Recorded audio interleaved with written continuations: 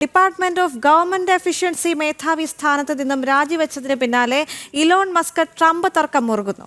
ട്രംപിന്റെ സാമ്പത്തിക നയങ്ങൾ രാജ്യത്തെ തകർക്കുമെന്നും അദ്ദേഹത്തെ ഇംപീച്ച് ചെയ്യണമെന്നും ഇലോൺ മസ്ക്. വിവാദമായ എപ്സ്റ്റീൻ ഫയലുകളിൽ ട്രംപ് ഉൾപ്പെട്ടതിനാലാണ് അവ പുറത്തുവിടാത്തതെന്നും ഇലോൺ മസ്ക് ആരോപിച്ചു. ഇലോൺ മസ്ക് രാജിവെച്ചതിന് ശേഷം ട്രംപുമായുള്ള തർക്കം മുറുകുകയാണ്. പുതിയ സാമ്പത്തിക നയങ്ങൾ രാജ്യത്തെ സമ്പദ്വ്യവസ്ഥയെ പുറകോട്ടടിക്കുമെന്ന് മസ്ക് സമൂഹമാധ്യമത്തിൽ കുറിച്ചു.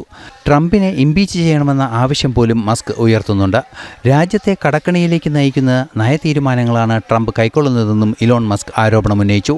മാത്രമല്ല 2019 വിവാദമായ എപ്സ്റ്റീൻ ഫയലുകൾ പ്രസിദ്ധീകരിക്കാത്തത് ട്രംപ് ഉൾപ്പെട്ടതിനാലാണെന്ന് ഇലോൺ മസ്ക് പറഞ്ഞു.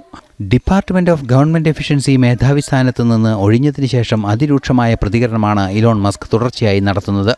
പുതിയ ബിൽ സംബന്ധിച്ച് വിശദമായ വിവരങ്ങൾ ഇലോൺ മസ്കിന് അറിയാമെന്ന് ട്രംപും വ്യക്തമാക്കുന്നു. എന്നിട്ടും അദ്ദേഹം പുതിയ ധനബില്ലിനെ എതിർക്കുന്നുവെന്നും ട്രംപ് കുറ്റപ്പെടുത്തുന്നുണ്ട്. മാത്രമല്ല ഇലോൺ മസ്കിന്റെ നിയന്ത്രണത്തിലുള്ള ടെസ്ല, സ്പേസ് എക്സ് തുടങ്ങിയ സ്ഥാപനങ്ങൾക്ക് കരാർ നൽകിയത് റദ്ദാക്കുമെന്നും ട്രംപ് സൂചന നൽകുന്നു. ഇന്റർനാഷണൽ ഡെസ്ക്, ജനം.